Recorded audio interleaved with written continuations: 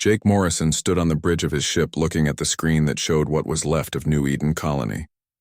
The planet looked like broken glass now. Everything that had once been alive was gone. 12 million people had called this world home just 3 days ago. Now there was nothing but melted rock and twisted metal where cities used to stand. The captain felt sick looking at the images. New Eden had been humanity's proudest achievement outside of Earth. The colonists had turned a dead rock into a garden world with blue oceans and green forests. Families had built homes there. Children had played in parks. People had dreamed of growing old watching sunsets over the crystal lakes. All of that was gone now because of the Zephyrians. Amy Foster walked up to Jake holding a data pad with shaking hands. Her eyes were red from crying. The young lieutenant had volunteered to compile the casualty reports even though everyone knew her parents lived on New Eden. Jake wanted to tell her to rest, but he knew she needed to do this work. It was the only way she could deal with the pain. "Sir, the final count is confirmed," Amy said, trying to keep her voice steady. 12,400,000 dead. No survivors found anywhere on the planet. Jake nodded and put his hand on her shoulder. He had known Amy's parents. Good people who had worked their whole lives and retired to New Eden to enjoy their golden years. They had sent him pictures of their little house by the lake just last month. Now they were dust scattered across a dead world. The Zephyrians had not just killed everyone on New Eden. They had made sure every human in the galaxy watched it happen. The aliens had broadcast the attack on all frequencies, so no human settlement could miss seeing their people die. The footage showed Zephyrian soldiers walking through streets shooting anyone they found. Men, women, children, elderly people, sick people, it did not matter. They killed them all, but that was not the worst part. The worst part was how they did it. The Zephyrians took their time.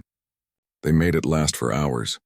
They wanted humans to see what happened when someone challenged their claim to the Kepler sector.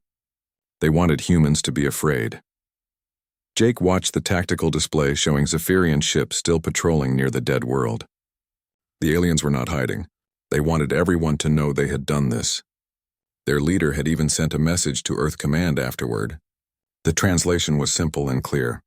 Humans had 30 days to leave all colonies in the Kepler sector, or more worlds would burn. The Zephyrians thought they were dealing with a species like all the others in the galaxy. Most alien races would negotiate when faced with such brutality. They would make deals and trade away territory to avoid more deaths. The Zephyrians had studied human history and seen the wars and conflicts on Earth. They thought they understood how humans worked. They were wrong.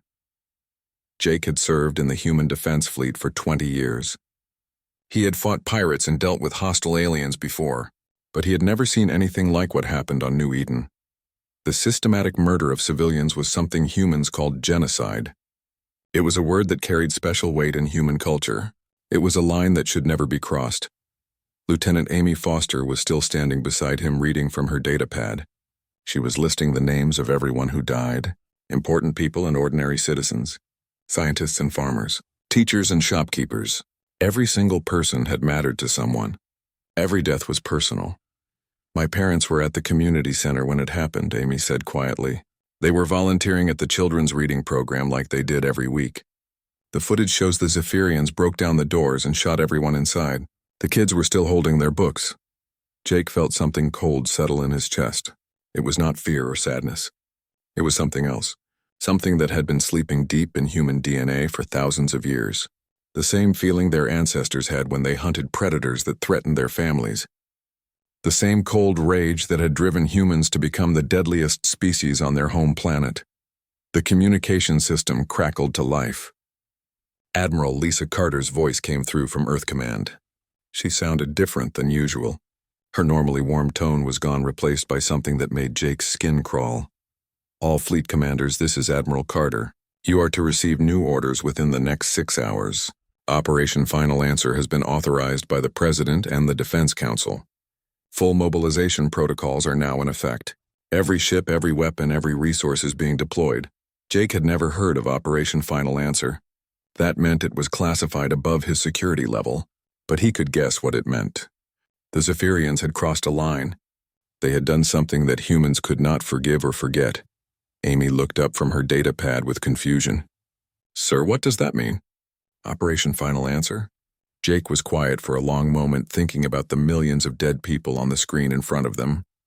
He thought about Amy's parents reading to children who would never grow up. He thought about the Zephyrian soldiers who had laughed while they murdered families. He thought about the alien commander who had sent that message demanding humans run away like scared animals. It means they made a mistake, Amy. They thought killing our people would make us afraid. They thought we would negotiate and give them what they wanted. They studied our wars on Earth and thought they knew how we fight.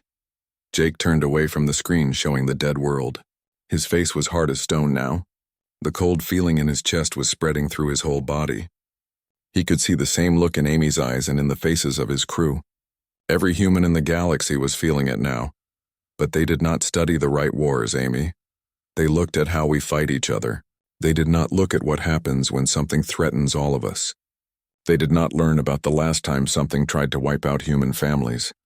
The Admiral's voice came through the speakers again. This time her words were calm and clear, like she was reading from a prepared statement. The Zephyrians have committed genocide against human civilians. They have declared war on our species. As of this moment, humanity is responding with all available force. Show them what happens when you make humans truly angry. Jake looked at his crew and saw the same expression on every face. They understood now. The Zephyrians had not just attacked a colony. They had awakened something in humanity that had been sleeping since they left Earth, something that had made humans the apex predator on a world full of dangerous creatures. The aliens were about to learn why humans were the only species in the galaxy that had no natural predators on their home planet. They were going to discover what happened when something threatened human children. They were going to find out why extinction was sometimes the only answer. Within 3 days of Admiral Carter's announcement, every human world was buzzing with activity like an anthill that had been kicked. Ships that had been hauling cargo between planets were suddenly being converted into warships. Factories that made farming equipment were now building weapons. Even the peaceful colonies that had never wanted anything to do with war were sending their young people to join the fleet. Dr. Marcus Webb sat in his laboratory on Europa Station, looking at designs that he had hoped never to build. For 15 years, he had worked on theoretical weapons as part of his research into stellar physics. The math was beautiful and terrifying. He knew how to make weapons that could crack planets like eggs or turn stars into directed energy beams. But these were just ideas on paper, things that no sane civilization would ever actually construct. Now President Morrison had called him personally and asked how quickly he could turn theory into reality. She did not ask if he thought it was a good idea. She did not want to know about the risks or the cost. She just wanted to know how fast his team could build weapons that would make the Zephyrians extinct. Marcus looked at his assistant, Dr. Helen Price, who was running calculations on her computer. Helen had always been the moral center of their research team. She asked the hard questions about whether their work was ethical, but now she was working 18-hour shifts trying to figure out how to make their planet-killer weapons more efficient. "How long until we have a working prototype?" Marcus asked. Helen did not look up from her screen. "If we skip all the safety tests and use the military fabricators on Mars, we could have something in 2 weeks. But Marcus, these weapons are not just dangerous to the enemy. One mistake and we could destroy ourselves." Marcus nodded but kept working. He understood the risks better than anyone. These weapons violated every treaty humans had ever signed with alien species. They were devices that could sterilize entire solar systems. But the images from New Eden kept playing in his mind. Children with books in their hands gunned down by alien. Soldiers who thought human lives meant nothing. Meanwhile, Captain Ryan Hayes was preparing his ships for the first wave of attacks against Zephyrian territory. His fleet had been upgraded with new weapons in record time. Human engineers had worked around the clock installing experimental systems that could punch through any known defense. But Ryan knew the real weapon was not the technology. It was the anger burning in the heart of every human crew member. Ryan walked through the corridors of his flagship and saw the same expression on every face. His people were not scared or excited like soldiers usually were before battle. They looked cold and focused like hunters tracking dangerous prey. Every person on his ship had seen the footage from New Eden. Every one of them had friends or family who could have been on that world. The transformation of human society was unlike anything in recorded history. People who had spent their lives growing food or building homes were now learning to maintain warships. Elderly veterans who had retired decades ago were coming back to teach combat tactics. Even children too young to fight were working in factories making ammunition. But the most shocking change was happening in the government buildings on Earth. President Linda Morrison sat in emergency meetings with her advisors discussing things that would have been unthinkable just a week ago. They were planning not just to defeat the Zephyrians, but to wipe them out completely. Every world, every colony, every ship would be destroyed. No prisoners would be taken. No negotiations would be offered. The Galactic Council was starting to understand that something unprecedented was happening. Ambassador Veltar of the Altarian Federation had rushed to Earth to meet with human leaders. The Altarians were one of the oldest and most respected species in the galaxy. They had prevented dozens of wars through diplomacy and peaceful negotiation. Veltar sat across from President Morrison in the White House, trying to make her understand what she was planning. His species had studied warfare across the galaxy for thousands of years. They knew how conflicts were supposed to work. One side would attack. The other would defend. Eventually, both sides would negotiate and find a compromise. President Morrison, the Zephyrians destroyed one of your worlds. This is terrible and they should be punished. But you are mobilizing your entire civilization for total war. This level of response is beyond anything we have seen before. The president looked at the alien diplomat with eyes that had not shown warmth since she watched the footage from New Eden. Ambassador, the Zephyrians did not just attack a military target. They murdered 12 million civilians, including children. They broadcasted across the galaxy to terrorize other humans. This is what my species calls genocide. Veltar had heard the word before, but he did not understand why humans reacted so strongly to it. In galactic history, many species had wiped out smaller groups during territorial expansion. It was unfortunate, but it was part of how civilizations grew and evolved. Most species accepted it as a natural process. But surely you do not intend to destroy their entire civilization. There are billions of innocent Zephyrians who had nothing to do with the attack on your colony. President Morrison stood up and walked to the window looking out at the city below. Every building had screens showing the names and faces of the dead from New Eden. Every person walking the streets had the same cold expression she had seen on her military commanders. Ambassador, you need to understand something about humans. We have a rule that has been carved into our culture for thousands of years. If you come for our children, if you target the innocent and helpless, then you have chosen to be our enemy forever. There is no negotiation. There is no compromise. There is only the complete destruction of everything that threatens our families. The alien diplomat felt a chill run down his spine. He had met with leaders of dozens of species during wars and conflicts. They were usually angry or sad or desperate. But President Morrison was none of these things. She was calm and focused, like someone following a plan that had been decided long ago.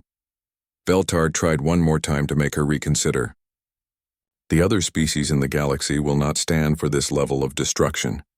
The Galactic Council will intervene. Morrison turned back to face him with a smile that made his blood freeze. Ambassador, you are welcome to try, but you should know that right now human shipyards are building weapons that can destroy entire star systems. Dr. Webb's team is working on devices that can turn suns into weapons. If the Council wants to protect species that murder our children, then the Council can join them in extinction. After Veltar left Earth, he sent emergency messages to every member species of the Galactic Council. His report was simple and terrifying. Humanity was not planning to fight a war. They were planning to commit their own genocide against the Zephyrians, and any species that got in their way would be next. For the first time in galactic history, every major civilization was afraid of the same thing. Not natural disasters or cosmic events, but a single species that had been pushed beyond the point of reason. The humans were coming and nothing would stop them until their anger was satisfied. The first Zephyrian outpost died in 18 minutes. Captain Elena Rodriguez brought her strike force out of hyperspace at the edge of the Korath system, where the aliens had built a supply depot on the third planet. Her ships did not send warning messages or demand surrender. They simply opened fire with everything they had. Elena watched the tactical display as her weapons turned the Zephyrian base into molten metal. 3,000 alien soldiers and support staff had been stationed there. Now there was nothing left but a smoking crater where their buildings used to stand. Her ships moved through the system, destroying every satellite, every probe, every sign that the Zephyrians had ever been there. Captain, we are receiving distress signals from an escape. Pod, reported Lieutenant Kevin Park from his station. Should we pick up survivors for interrogation? Elena looked at the pod on her screen. Inside were probably a few terrified aliens who had managed to get away when her attack began. In any normal war, she would rescue them and try to get information about enemy positions. But this was not a normal war. Destroy it, she said without emotion. No survivors. No prisoners. No mercy. The escape pod vanished in a flash of light. Elena felt nothing watching it die. These aliens had cheered when human children were murdered on New Eden. They had celebrated genocide against her species. Now they would learn what extinction felt like. Across the galaxy, similar scenes were playing out as human fleets struck at every Zephyrian position they could find. The aliens had expected a traditional war with battles and negotiations and prisoner exchanges. Instead, they found themselves facing an enemy that fought like a force of nature. Humans did not capture territory. They sterilized it. They did not take hostages. They took revenge. General Tony Martinez stood on the bridge of his command ship, watching his ground forces land on the Zephyrian colony world of Nexus Prime. The planet had 2 billion civilians and was defended by their most elite military units. The aliens had turned every city into a fortress, expecting a long siege that would give their diplomats time to negotiate. They had miscalculated again. Tony's soldiers hit the planet like a plague. They had been given combat drugs that made them faster and stronger than any normal human. More importantly, they had been shown the footage from New Eden before they deployed. Every Marine, every pilot, every support technician knew exactly what the Zephyrians had done to human families. The enhanced soldiers moved through enemy positions like they were not even there. Zephyrian weapons that could stop normal infantry were useless against humans who viewed death as preferable to failure. Alien commanders who had never lost a battle watched their forces crumble in hours instead of the months they had planned for. But the ground assault was just for show. The real purpose was to keep the Zephyrians focused on the surface, while human ships positioned themselves around the planet. Once Tony's forces had confirmed that all civilians were in their underground shelters, the orbital bombardment began. The weapons Dr. Webb had designed turned the planet's surface into glass. Every city, every forest, every ocean boiled away under directed energy beams that hit with the force of nuclear weapons. Within 6 hours, Nexus Prime looked like New Eden had after the Zephyrian attack. 2 billion aliens were dead and their world was uninhabitable. The Zephyrian High Command was starting to understand that they had made a terrible mistake. War Master Theclon sat in his command center on the homeworld of Zephyr Prime, watching reports come in from across their territory. 17 colonies had gone silent in the past month. Not conquered or occupied, but completely destroyed. Every Zephyrian on those worlds was dead. Theclon had studied human military history before ordering the attack on New Eden. He had seen how they fought wars against each other on their homeworld. Humans were aggressive, but they followed rules. They took prisoners and protected civilians and eventually made peace treaties with their enemies. But the creatures attacking his people now were not the same humans he had studied. These were something else. Something that killed without hesitation and destroyed without mercy. They fought like the ancient legends of the death gods from his people's mythology. Unstoppable forces that brought only extinction. The War Master tried to contact Earth Command to negotiate a ceasefire. His messages were ignored. He reached out to the Galactic Council asking them to intervene. The Council members were too terrified to get involved. Even the mighty Altarian Federation had withdrawn their fleets from the border regions to avoid accidentally engaging human forces. Meanwhile, Admiral Peter Kane was preparing his ships for the most difficult part of the campaign. Intelligence reports showed that the Zephyrians were evacuating their remaining civilian populations to hidden colonies in uncharted space. They thought they could preserve their species by hiding in the dark between stars. Peter had been given specific orders from President Morrison herself. There would be no hiding places, no sanctuaries, no survivors. Every Zephyrian in the galaxy would die for what their species had done to New Eden. It was not enough to defeat them. They had to be erased so completely that future generations would only know them as a warning to others. His ships carried the most advanced sensors human science could build. Quantum detection arrays that could find hidden colonies across vast distances, long-range reconnaissance drones that could track fleeing ships through hyperspace. The technology that humans had developed for exploration and trade was now being used to hunt an entire species to extinction. The few Zephyrian survivors who managed to get messages out to the galaxy painted a picture that terrified every alien civilization, human fleets that appeared without warning and destroyed everything in sight, ground forces that fought like demons from their darkest nightmares, orbital bombardments that turned garden worlds into radioactive wastelands. But the most frightening thing was how systematic it all was. The humans were not fighting in anger anymore. They had moved past emotion into something colder and more terrible. They were following a plan that had been designed to eliminate every trace of Zephyrian civilization from existence. Other species began to understand that they were witnessing something unprecedented in galactic history. Most wars ended with one side surrendering or negotiating peace, but the humans had no interest in Zephyrian surrender. They wanted extinction, complete, total, and final. The galaxy's oldest civilizations searched their historical records trying to find something comparable to what humanity was doing. The closest they could find were ancient myths about destroyer gods who wiped out entire worlds when mortals angered them too much. But those were just stories. This was real, and the humans were just getting started. Zephyr Prime had stood for 10,000 years as the jewel of alien civilization. The homeworld of the Zephyrian species stretched its crystal spires up through the clouds and housed nearly 2 billion souls in cities that sparkled like gems across 7 continents. Ancient forests covered the northern regions where the first Zephyrians had evolved millions of years ago. Great oceans teemed with life that had inspired their art and poetry for countless generations. Fleet Admiral Christine Foster arrived at the edge of the system with humanity's most terrible weapon. The Stellar Cascade device had taken Dr. Webb's team 4 months to build, working around the clock in secret facilities across human space. It was a machine that could turn a star into a directed energy weapon by destabilizing its core fusion reactions. The mathematics were elegant and the engineering was flawless. It was also the most destructive thing ever created by intelligent life. Christine stood on the bridge of her flagship, looking at the beautiful world that had given birth to the species that murdered human children. Zephyr Prime looked peaceful from this distance. Its cities glowed with soft light and its weather patterns swirled in graceful spirals across blue oceans. It was hard to believe that the beings who lived in such a lovely place could be capable of such evil. But Christine had watched the footage from New Eden too many times to feel any sympathy. She had seen Zephyrian soldiers laughing as they shot human families. She had heard their leaders boasting about how they would terrorize humanity into submission. This world had celebrated genocide. Now it would pay the price. War Master Theclon broadcast from the planet's surface one final time. His message was transmitted on all frequencies, so every human ship in the system could hear his words.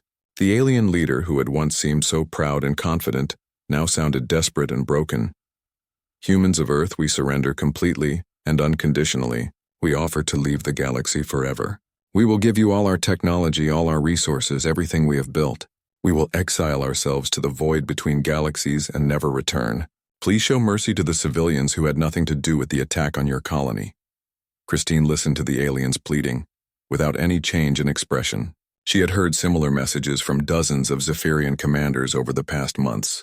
They all said the same things. They offered surrender and reparations and exile. They begged for mercy they had not shown to human children. Captain Alex Turner was standing beside Christine on the bridge. He had lost his sister and her family on New Eden. His 8-year-old niece had been in the community center when the Zephyrians broke down the doors. Alex spoke for all of humanity when he activated the communication system and delivered their response. War Master Theclon, you had your chance for mercy when our children were still alive.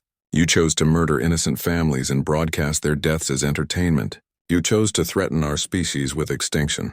Now you get justice instead of mercy. The Stellar Cascade device powered up with a low hum that vibrated through every ship in the human fleet.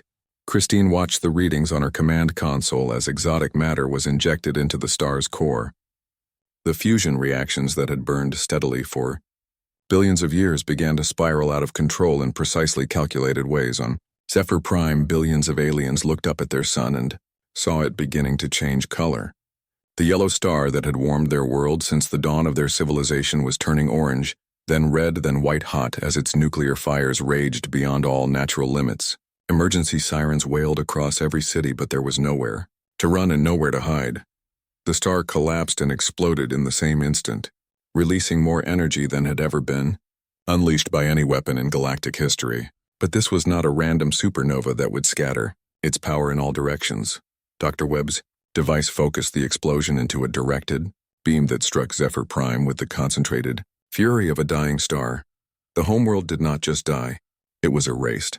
Every atom of matter that had made up the planet and everything on it was scattered across space as cosmic dust. The cities, the forests, the oceans, the people all became part of the expanding shockwave that reached out to sterilize every other world in the system.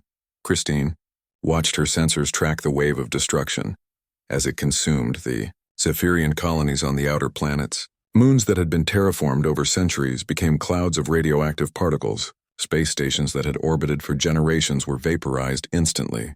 Even the asteroids in the system's belt were reduced to subatomic debris. In the span of 4 hours, the Zephyrian species went from controlling a star system to being completely extinct. Every world, every colony, every ship they had ever built was gone. Their art, their literature, their history, their entire culture had been wiped from existence as thoroughly as if they had never evolved in the first place. But Christine's work was not finished. Intelligence reports had identified Zephyrian artifacts and cultural items stored in museums and archives on neutral worlds across the galaxy. Human agents were already moving to locate and destroy these last traces of the dead civilization. There would be nothing left to remember them by except the warning their fate would provide to others. The destruction of Zephyr Prime sent shockwaves across known space that had nothing to do with stellar energy. Every species in the galaxy realized they had witnessed something that changed everything. A civilization that had existed for millions of years had been completely erased in less than half a day. The humans had not just won a war. They had achieved something that was supposed to be impossible. News of what happened reached the scattered remnants of the Galactic Council within hours. Ambassador Veltar of the Altarian Federation sat in his emergency chambers trying to process what his sensors had detected. An entire star system had been turned into a weapon. The energy readings were beyond anything in their scientific databases. The ambassador composed urgent messages to every surviving government in the galaxy. His words were simple and terrifying. Humanity had developed weapons that could destroy solar systems. They had used these weapons to completely exterminate a species that had angered them. Any civilization that threatened human interests would face the same fate. For the first time in galactic history, every major power was united by the same emotion. They were all afraid of the same thing. Not natural disasters or cosmic events, but a species that had revealed itself to be the ultimate predator. The humans had shown what happened when something pushed them beyond the limits of their patience. Christine Foster stood on her bridge looking at the empty space where Zephyr Prime had existed just hours before. There was nothing left but cooling gas and scattered particles. No graves to mark the billions who had died. No monuments to remember a civilization that had spanned centuries. Just empty darkness where a world used to be. She activated her communication system and sent her report back to Earth Command. Her message was brief and final. The Zephyrian threat had been permanently resolved. All traces of their civilization had been eliminated from the galaxy. The species that had made humans truly angry no longer existed.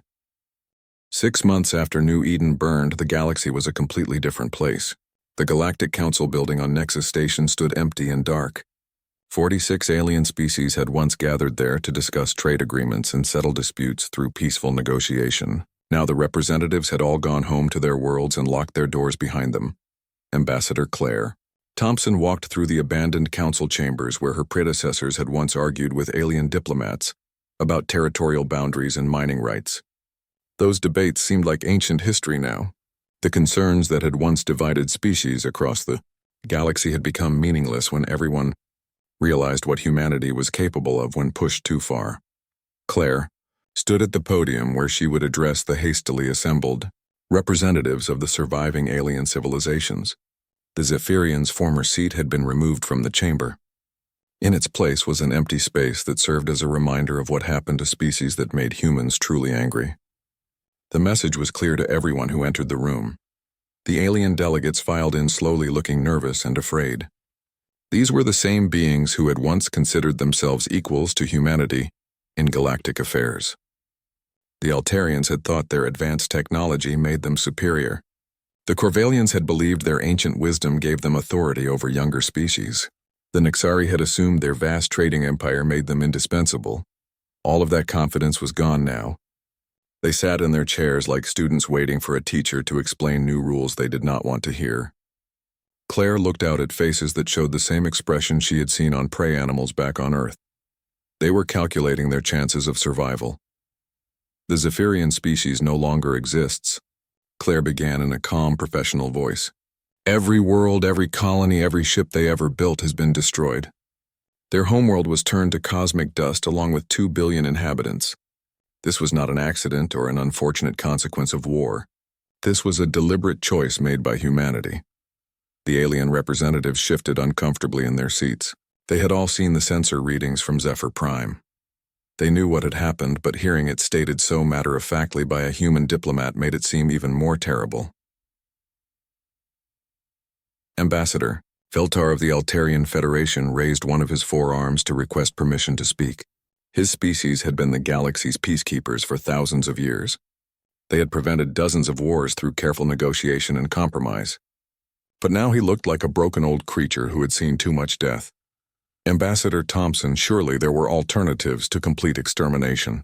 The Galactic Council could have mediated a peaceful solution. The Zephyrians could have been punished without destroying their entire civilization. Claire looked at the alien diplomat with the same cold expression that President Morrison had perfected over the past months. Ambassador Veltar, the Zephyrians broadcast the systematic murder of human children across the galaxy. They made sure every human settlement watched families die for entertainment. They threatened to repeat this genocide if we did not surrender our colonies. There was no room for mediation or peaceful solutions. The ambassador from the Corvallian Empire spoke next. His people were one of the oldest civilizations in the galaxy, with records going back millions of years. They had seen species rise and fall throughout cosmic history, but they had never witnessed anything like humanity's response to the New Eden massacre. But the level of destruction you unleashed goes beyond anything in our historical records. You did not just defeat the Zephyrians, you erased them from existence so completely that future generations will not even know they ever lived. This is unprecedented in galactic civilization. Claire nodded as if she was agreeing with a reasonable point. You are correct. This level of response is unprecedented. That is exactly why we chose it. We wanted to send a message that would be remembered by every species in the galaxy for the rest of time. She activated a holographic display that showed the current political situation across known space. The map revealed the dramatic changes that had occurred since Zephyr Prime was destroyed. Trade routes had been restructured to avoid human territory. Military alliances had dissolved as species withdrew their fleets to protect their own worlds. Even the most powerful civilizations had retreated behind defensive barriers. The rules for galactic civilization have changed, Claire continued. Humanity will now serve as the enforcement mechanism for basic moral standards. Any species that commits genocide, enslaves other sentients, or engages in unprovoked aggression against civilians will be removed from existence permanently. The representatives began talking among themselves in worried whispers. Some were translating Claire's words for delegates who did not speak standard galactic languages. Others were sending urgent messages back to their home governments. All of them understood that they were witnessing the birth of a new order with humans at the top of the hierarchy. The ambassador from the Therian Confederation stood up slowly. His people had controlled vast regions of space for centuries through their advanced military technology. They had never lost a major conflict and considered themselves the galaxy's premier warrior race. Ambassador Thompson, you speak of enforcing moral standards. But who decides what is moral? What gives humanity the right to judge other species and execute them for violations of your ethical code? Claire smiled at the question. It was the same expression President Morrison had used when threatening the Galactic Council with extinction. Cold and patient and absolutely terrifying. Ambassador, the right comes from capability. We have demonstrated that we possess weapons that can sterilize entire star systems. We have shown that we will use these weapons without hesitation when our moral boundaries are crossed. Power has always determined authority in galactic politics. Now humans have the most power. The meeting continued for several more hours as Claire outlined humanity's new role as the galaxy's apex predator and enforcer. There would be no more Galactic Council with species treated as equals. Instead, there would be human oversight of interspecies relations with swift and final punishment for violations. Back on Earth, President Morrison stood in the memorial garden that had been built where New Eden's embassy once stood. 12 million names were carved into black granite walls that stretched for miles through the capital city. Every person who died in the Zephyrian attack was remembered here, including Amy Foster's parents, who had been reading to children when the aliens came. The inscription at the center of the memorial was simple and direct. They died as humans. They were avenged as humans. Their memory will be protected by humans forever. Morrison walked past the names, thinking about how much the galaxy had changed since that terrible day. Humanity had revealed its true nature when pushed beyond the breaking point. They were not the peaceful explorers and traders that other species had assumed. They were predators who had climbed to the top of Earth's food chain by eliminating everything that threatened them. Dr. Webb's weapons facilities had been expanded across human space. Every fleet now carried devices that could destroy planets or stars. The technology that had erased the Zephyrians was being mass-produced not for conquest, but as a deterrent. Any species that forgot the lesson of New Eden would learn it the hard way. Admiral Foster now served as humanity's first galactic defense coordinator. Her job was to monitor alien civilizations for signs of aggression or moral violations. Deep space listening posts tracked every communication between species. Reconnaissance fleets patrolled the borders of human territory, watching for threats. The galaxy was at peace, but it was the peace of absolute terror. Every alien civilization lived with the knowledge that they were one mistake away from extinction. The humans had shown what happened when something made them truly angry. The Zephyrians would remain the last species to cross that line, because no one else would ever dare try it again.